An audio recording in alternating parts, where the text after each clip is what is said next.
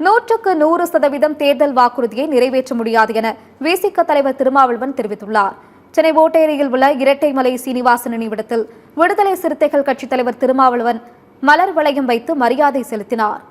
இதனைத் தொடர்ந்து செய்தியாளர்களிடம் பேசிய அவர் 100% தேர்தல் வாக்குறுதியை நிறைவேற்ற முடியாது, பெரும்பான்மையானவை வாக்குறுதிகள் நிறைவேற்றப்பட்டுள்ளது என்று தெரிவித்தார்.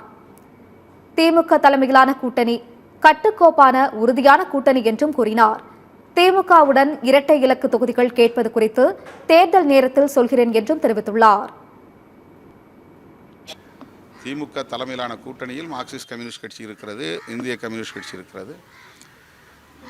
இந்த கூட்டணி மிகவும் கட்டுக்கோப்பாக இருக்கிறது, உறுதியாக இருக்கிறது. இந்த கூட்டணி கட்டுக்கோப்பாகவே இந்த தேர்தலை சந்திக்கும், வெற்றி பெறும். 100க்கு 100 வாக்குறுதிகளை நிறைவேற்ற முடியாது.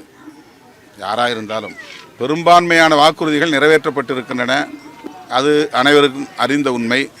முக்கியமான சில கோரிக்கைகள் நிறைவேற்றப்பட வேண்டும் என்பது தவிர்க்க முடியாத, மறுக்க முடியாத ஒன்றுதான்.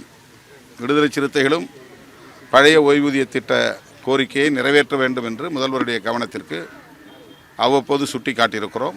தேர்தலுக்கு முன்னதாக அதை நிறைவேற்றுவார்கள் என்று நான் நம்புகிறேன்.